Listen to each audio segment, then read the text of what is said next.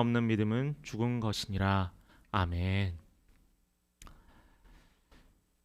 반갑습니다, 여러분. 한 주 여러분 각 가정에서, 직장에서, 삶의 터전에서 잘 지내셨으리라 믿고 또한 매일 기도하고 있습니다. 오늘 말씀은 우리 10주차 우리 교회 비전 시리즈 중에서 특별히 여러분 주보에 보시면은 우리 교회 그 가치가 나와 있습니다. 지, 정, 의, 공동체 이 네 가지의 가치로 우리가 세워지는데 오늘은 그 세 번째 시간인 의의 말씀을 가지고 여러분들과 말씀에 도전받고 또한 우리 삶의 방향을 정해보는 우리 시간 되길 바라겠습니다. 여러분들은 자주 연락하고 지내는 친구들 있으세요? 어, 혹시 친구는 없지 않으시죠? 예, 제가 여러분들의 친구가 되어드리겠습니다. 친구들 많으신 분들도 있고 어떻게 보면은 우리 자녀들이요 어렸을 때가 더 친구가 많았던 것 같아요. 나이가 들수록 연락하는 사람들도 점점 줄어들게 되고요. 뭐 직장 생활이나 또 가정에 집중을 하다 보니까 과거보다는 점점 줄어들게 됩니다. 그게 꼭 저만의 문제는 아니고 저와 같은 세대 또와 같은 친구들도 동일하게 경험하고 있습니다. 한때 저도 전화기에 불났던 적이 있습니다. 불났던 적이 있었어요. 친구들과 매일매일 연락하고 학교가 마치면 어디를 갈지, 점심은 무엇을 먹을지, 주말에는 무엇을 할지 연락을 했던 친구들이 있었습니다. 그런데 지금은 핸드폰이 잠잠할 때가 많아요. 거의 업무용 외에는 특별한 안부를 묻는 전화는 별로 없는 것 같습니다. 여러분 연락 부탁합니다. 예, 이번 한 주 저한테 연락 좀 부탁드릴게요. 어, 여러분들 중에서 잘 나가는 친구들 있으세요? 목사님, 저는 친구 중에 의사도 있고요, 변호사도 있고요, 판사도 있습니다. 어, 저는 잘 나가는 친구를 잘 찾아보지 못하는 것 같아요. 아내의 친구 중에서 아이들이 다녔던 병원에 그 약국이 있었는데 거기 약사분도 있었고 텔레비에 자주는 아니지만 가끔 나오는 연예인도 있었고 판사도 있었습니다. 근데 저를 둘러봤더니 제 주위에는 그런 이들이 없더라고요. 섭섭하고 내가 왜 헛살았나라는 생각도 들지만은 부럽기도 하더라고요. 어디 분명히 찾아보면 잘 나가는 친구가 있을 텐데 주위에 없는 것. 연락도 잘 나가는 친구들은 더 자주 하고 친하게 지낼 텐데 별로 없는 것 같습니다. 여러분들은 어떠세요? 근데 저는 딱 한 명 여러분들에게 소개하고 싶은 친구가 있어요. 제가 친구가 되고 싶은 분입니다. 존경할 만한 친구고요. 그런데 저는 친구가 되고 싶지만은 마음은 있지만은 상대방에게 미안해서 제가 차마 친구라고 못 이야기하는 분이 계세요.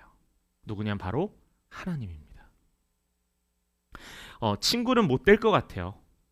제가 아브라함 같은 믿음, 라합과 같은 믿음, 그런 믿음을 소유해야 되는데 또한 그런 행함을 해야 되는데 하나님이 나의 친구라고 이야기하기에는 아직도 제가 부족한 것 같아요.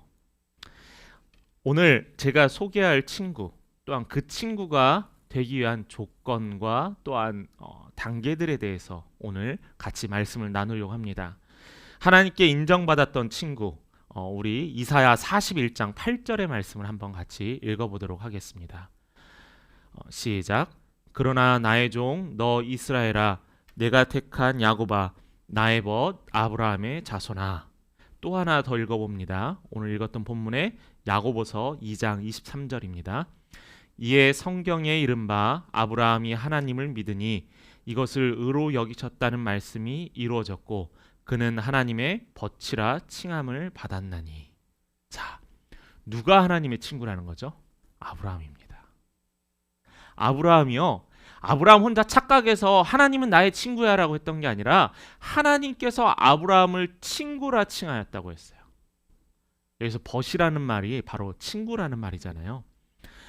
하나님께서는 아브라함을 친구라고 표현했습니다. 아브라함 참 복받은 사람이었던 것 같아요. 왜냐하면 하나님께서 친구라고 했으니까요.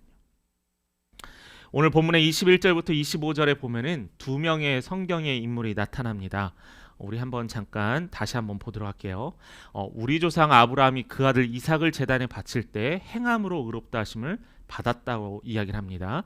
내가 보거니와 믿음이 그의 행함과 함께 일하고 행함으로 믿음이 온전하게 되었느니라.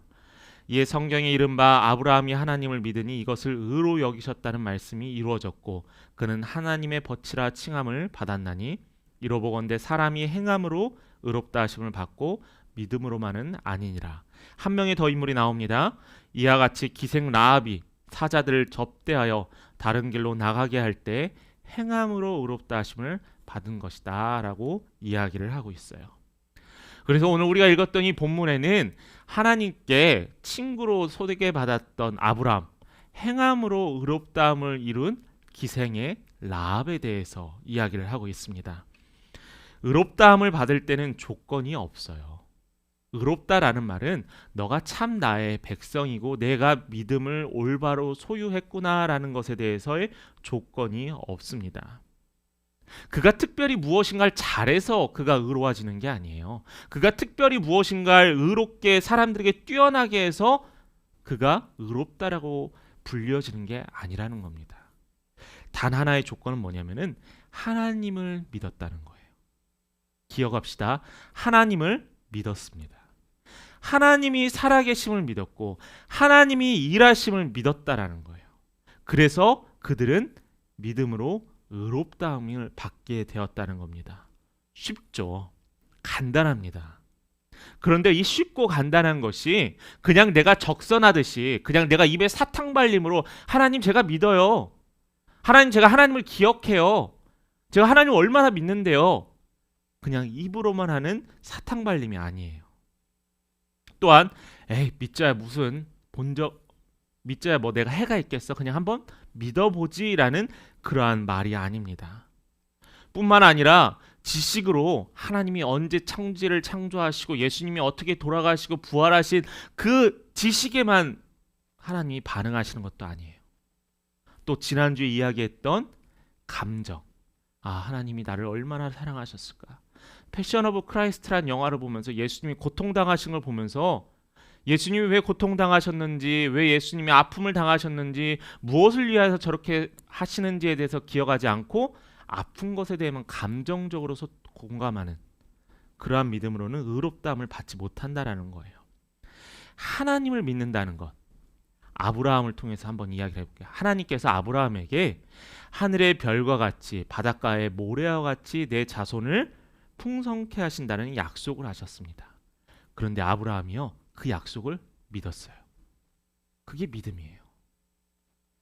하나님이 우리 함께 걷는 교회 성도님들을 통하여서 하늘의 별과 같이 바닷가의 모래와 같이 하나님의 사역을 이루실 것을 믿으시기 바랍니다. 믿으면은 믿음으로 응답해 주신다고 했어요. 이해가 되지 않아요. 현실적으로 불가능해요. 하나님 아브라함인 제가 어떻게 그게 가능하겠어요. 하나님 저는 땅도 없고 풍족한 재산도 없는데 그게 가능할까요?로 의심하지 않았어요. 그냥 네 믿습니다였어요. 또 여기에 추가해서 야고보가 전하고자 하는 말씀이 있습니다. 2장 17절입니다. 2장 17절 말씀 같이 읽습니다. 이와 같이 행함이 없는 믿음은 그 자체가 죽은 것이라. 믿음, 방금 이야기했듯이 믿습니다. 하나님의 말씀을 신뢰합니다. 제 삶의 방향을 하나님께 맡깁니다는 이 믿음으로 출발해서 이제는 야고보서 2장 17절에 더욱더 이야기하는 것은 행함이 따라오는 믿음이 돼야 한다는 거예요. 행함이 따라오는 믿음. 행위가 없는 믿음은 그 자체가 죽은 믿음이라는 거예요. 헛된 믿음이라는 거예요. 잘못된 믿음이라는 거예요. 다시 한번 나의 믿음이 올바른지 아닌지 돌아보라는 말입니다. 살아있는 믿음이 있습니다. 그러면은 죽어있는 믿음도 있다는 거죠. 믿음이 없는 행함은 어디로 가야 될지 모르는 바다 한가운데 도로 한복판에 서 있는 것과 마찬가지예요. 아무리 수고하고 헤매어도 결국 그 길에 빠져나갈 수 없다라는 거예요. 저는 기독교 봉사단체 그리고 또 여러분들의 행함에 있어서 이웃을 돕고 사람들을 도와주고 또한 우리 가난한 이웃들을 돕고 해외의 아동들을 우리가 후원하는 그런 것들을 합니다. 당연히 권면할 만합니다. 그런데 저는 기억해야 될 것은 누구의 이름으로 하냐라는 거예요. 왜 하느냐라는 거예요. 만약 왜 하고 내가 무엇을 위해 하는지에 대해서 우리가 기억하지 못하고 그냥 그들이 불쌍해서 거기에서만 머무른다면은 이것이 바로 믿음이 없는 행함이라는 거예요. 반대로 우리 생각해 봅니다. 행함이 없는 믿음이 있습니다. 행함이 없는 믿음. 믿음의 목적지는 알고 있지만은 사막의 오아시스가 어디 있는지는 알지만은 그 오아시스를 향해 가지 않는 거예요. 내 목적지가 어디인 줄 아는데도 불구하고 그 목적지를 향해서 내가 걸어가지 않으면은 나의 갈증이 채워질 수 없다라는 겁니다. 하나님의 친구가 되어질 수 없다라는 거예요. 올바른 믿음을 소유할 수 없다라는 겁니다.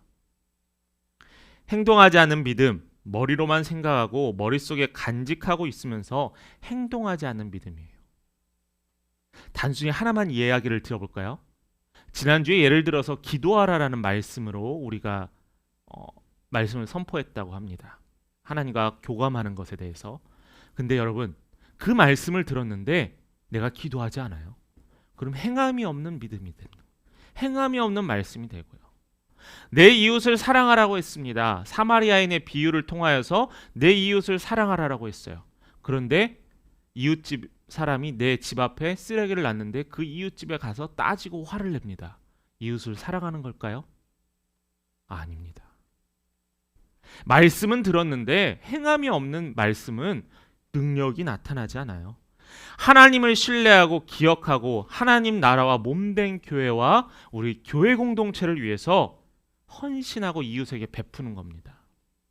그냥 연민의 정을 느껴서 그들을 도와주는 게 아니에요. 하나님이 하라 하셨기 때문인 겁니다. 저는 여러분들에게 권면합니다. 첫 번째, 역동적인 믿음을 가지시길 바래요. 역동적인 믿음. 쉽게 말해서 살아있는 믿음. 예전에 제가 고양이가 잔디밭에 있는 걸 봤습니다. 날씨가 따뜻한 그 볕이 있는 잔디밭에 고양이가 있어요. 고양이가 저기서 잠자고 있는가 보구나 했는데 어슬렁어슬렁 이제 잘자리를 구하려고 어슬렁거리는 줄 알았는데 주위를 봤더니 조그만 쥐가 한 마리 있는 거예요. 그래서 저 고양이가 저 쥐를 잡아서 이제 의기양양해서 이렇게 주위를 둘러보고 돌아다니고 마치 개선장군처럼 저렇게 돌아다니는가 보구나라고 생각을 했습니다. 그 쥐는 진짜 쥐죽은 듯이 죽어 있는 것 같았어요. 그런데 갑자기요, 놀라운 일이 생겼습니다. 그 쥐가 불이 나게 일어나서 뛰어가기 시작하는 거예요. 파파파파박. 개선장군처럼 주위를 어슬렁거렸던 그 고양이는 마치 그 쥐가 죽은 거라고 착각했기 때문에 그 쥐가 도망가는 것을 결국 잡지 못했어요.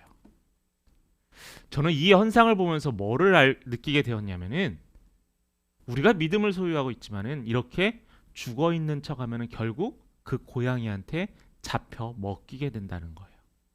죽어 있는 척했지만은 그 쥐는 사실은 죽어 있지 않았습니다. 단지 행동하게 살기 위해서 잠깐 웅크렸던 거죠. 저는 이것을 보면서 우리의 믿음도 마찬가지라고 생각을 해요. 구원에 이르는 믿음을 가질 것이라는 것이 아니에요. 야고보서가 주된 관심을 어떻게 믿음을 가질 것인가가 아니에요. 우리가 어떻게 믿음을 행해야 할 것인가가 목적이 아니에요.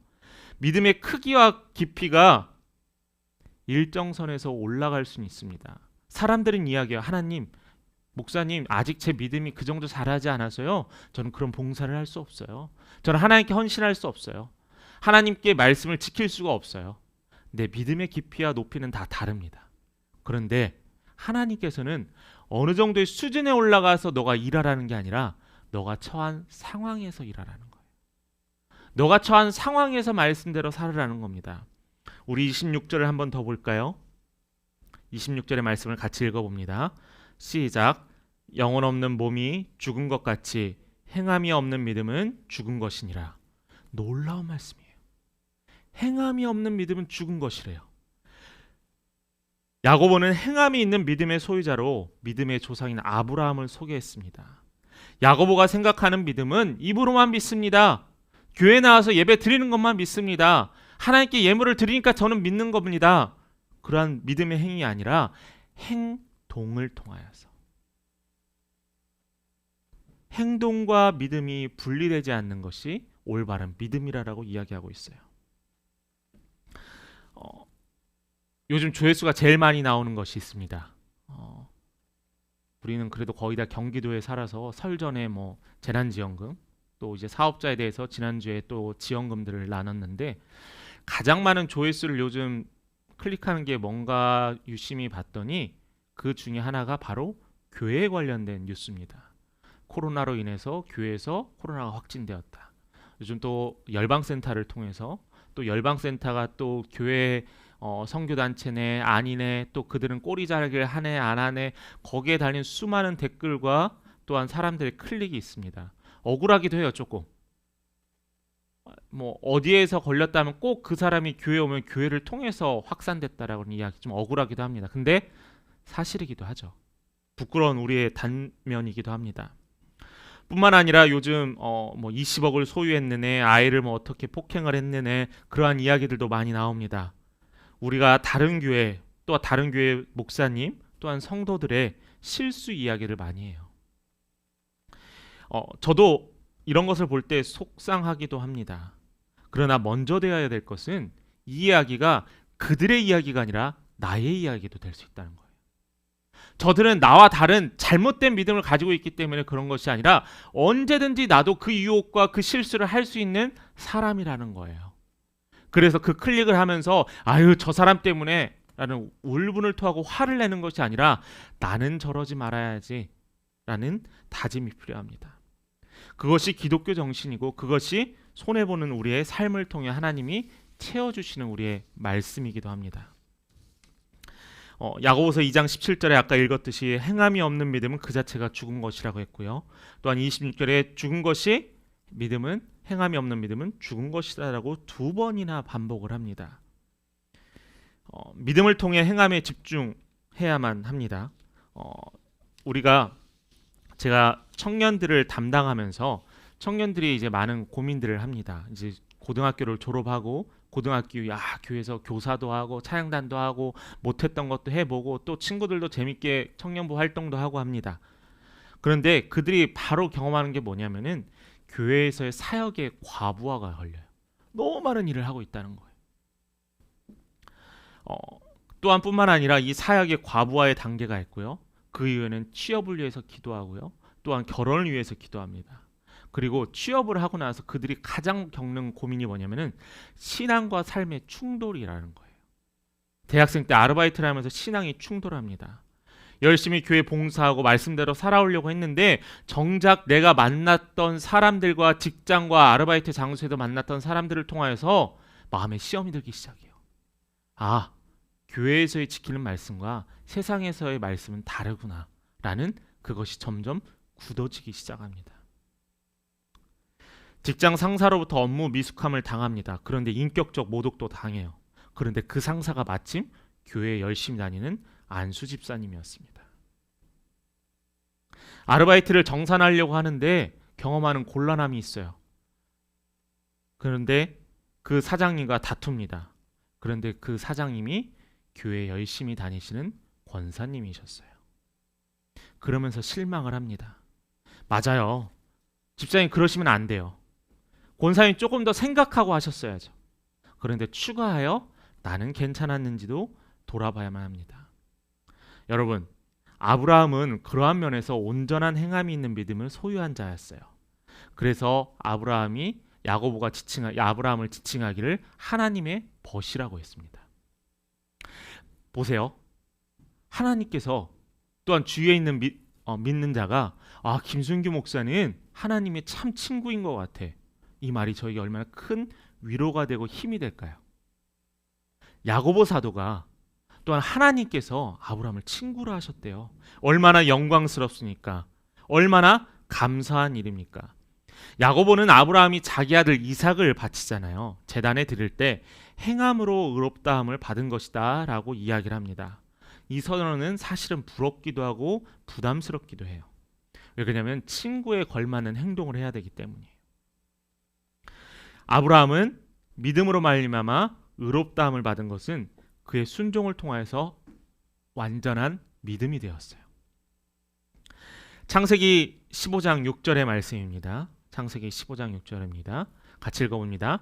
아브라함이 여호와를 믿으니 여호와께서 이를 그의 의로 여기시고 아브라함이 이삭을 드린 일은 믿음의 행위였어요.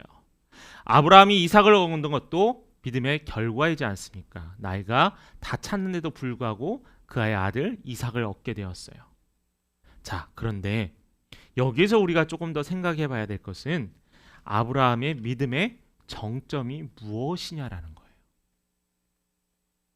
우리가 아브라함이 이삭을 바쳤기 때문에 하나님께서 그의 믿음을 사용했다라고 생각할 수도 있습니다.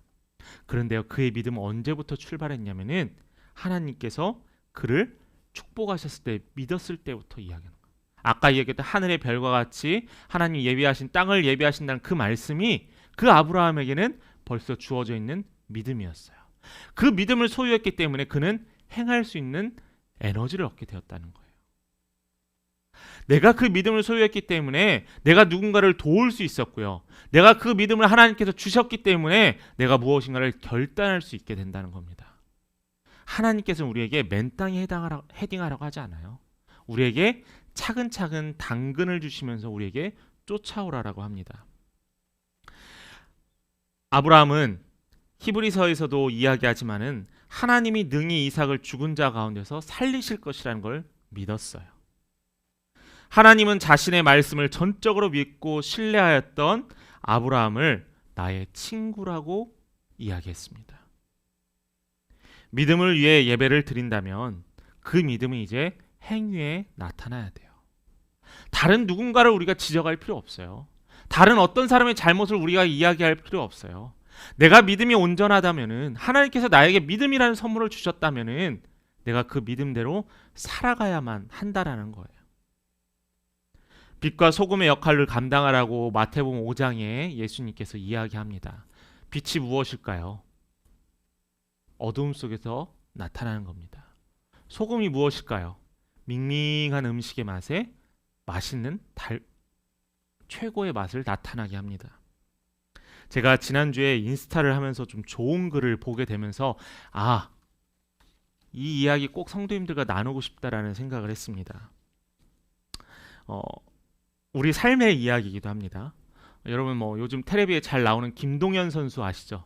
그 UFC 맞는지 모르겠네요. UFC 격투기 선수였던 김동현 선수의 이야기입니다. 김동현 선수가 선수로 한참 운동을 했을 때 그때 어떤 일들이 비일비재했냐면은 100명 중에 9명, 90명, 10명 중에 9명 정도가 스테로이드라는 주사를 맞았다고 해요. 그러니까 그것을 맞으면은 어떤 현상이 나타나냐면은 스테로이드를 맞은 사람은 오토바이를 타고 달리는 것과 같고요. 스테로이드를 맞지 않은 선수는 자전거를 타고 가는 것과 마찬가지라는 겁니다. 얼마나 힘의 차이가 극렬하겠어요. 그런데 이 김동현 선수는 이런 이야기를 했어요. 자신은 선수 시절에 유혹이 있었지만 절대 사용하지 않았다라는 거예요. 그의 말에는 불법이 가득한 곳에서 모든 사람이 불법을 저지르기 때문에 나도 동참한다고 하지 않는다라는 거예요. 다른 모든 사람이 그 불법을 하고 그 불법이 용인되고 이해되어더라도 나는 그게 불법이라면 나는 하지 않을 거라는 겁니다.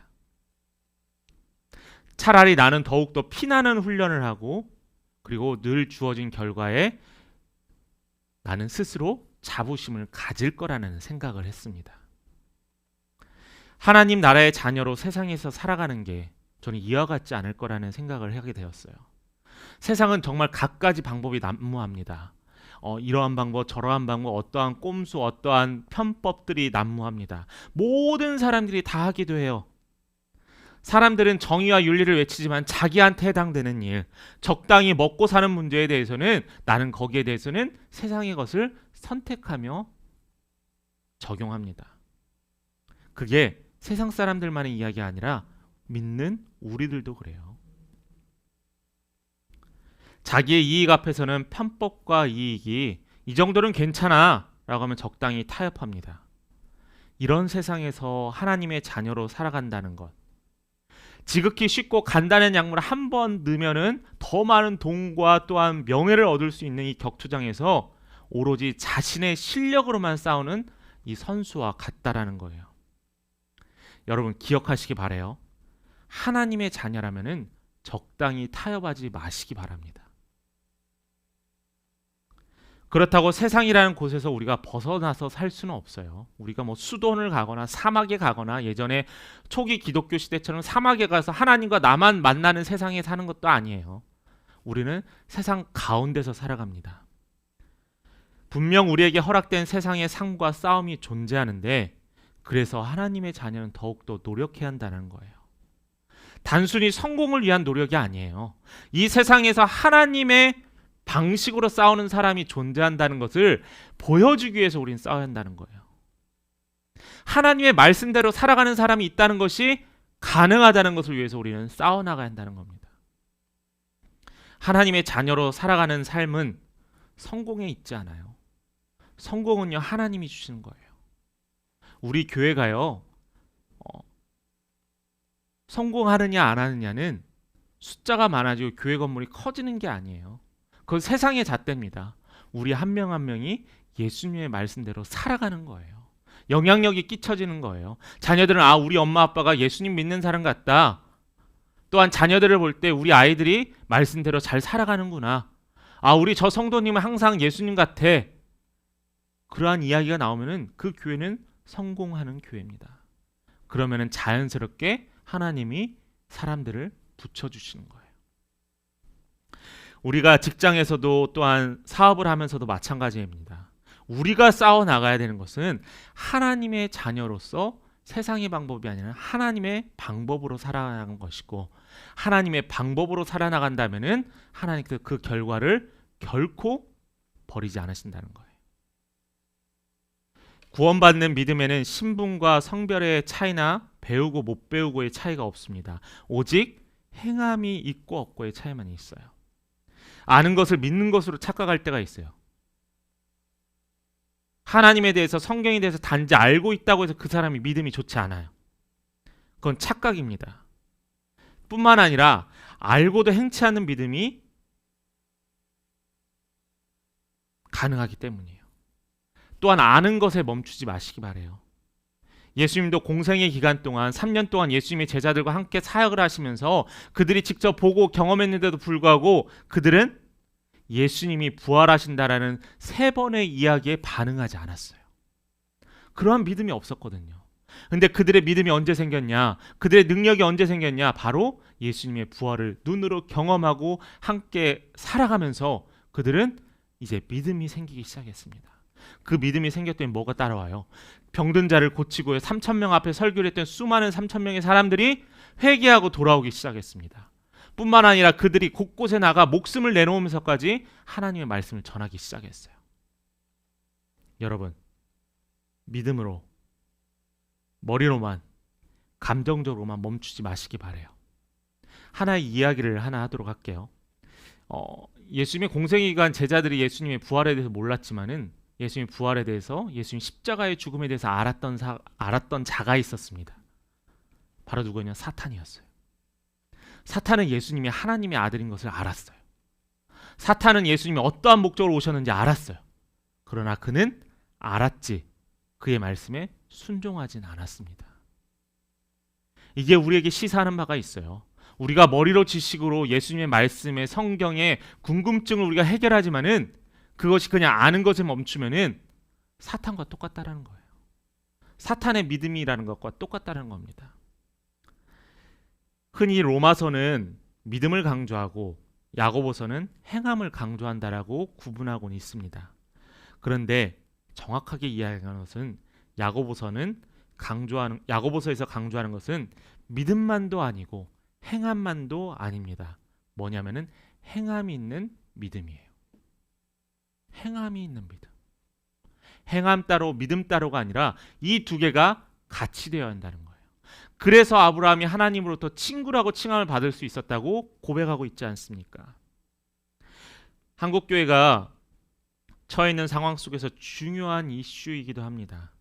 한국교회에서는 그동안 믿음에 대한 강조가 컸던 탓인지 상대적으로 행함과 실천은 약해졌어요.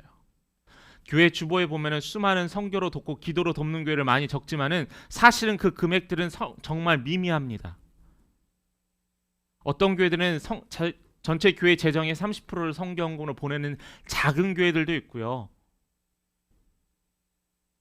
최소한 10%라도 보내는 교회들도 있어요. 저는 소망이 있어요. 우리 교회가 그러한 사명을 감당했으면 좋겠어요. 선교지를 향해서, 작은 교회를 향해서, 또한 우리의 이웃들을 향해서, 또한 우리 가운데 도움의 손길을 바라는 자들을 향해서 예수 그리스도의 이름으로 우리의 믿음에 따라 행하는 교회가 됐으면 좋겠습니다. 돈을 많이 모아서 더 좋은 건물, 더 좋은 시설이 아니라, 비록 우리는 불편하지만은 우리보다 더 힘든 자들을 위해서 돕는 교회, 그 교회가 하나님이 원하시는 교회가 아닐까요? 머리로만 말씀을 이해하고 입으로는 아멘 아멘 하면서도 극도의 이기적인 모습을 보이는 우리, 비그리스도인들에게는 전혀 모범이 되지 않는 우리의 삶과 언어, 그리고 또한 우리의 가치들. 우리가 이제는 비신자를 위해서 기도하며 전도해야 하지만은 이제는 비신자가 없습니다. 적대적 비신자가 생기게 되었어요. 그들은 그냥 마냥 비난합니다. 비판합니다. 그만큼 전도하기 힘든 때가 되었어요. 이 모든 것은 우리가 믿음대로 행하지 못한 우리의 잘못이기도 하죠. 이기적이었던 우리들의 모습이었기 때문이기도 하죠. 저는 이것을 극복하는 데는 아주 긴 시간이 필요할 거라고 생각합니다. 목사님, 저는 그 사명 감당하기 어려워요. 왜냐하면은 제가 굳이 그렇게까지 할까요? 해야 될까요? 그런데 하나님은 그러한 사람을 부르세요. 그러한 사람이 그렇게 믿음대로 양보하면서 살면은 하나님께서 그것을 채워주신다는 것, 아브라함을 통해서 우리가 벌써 알고 있지 않습니까?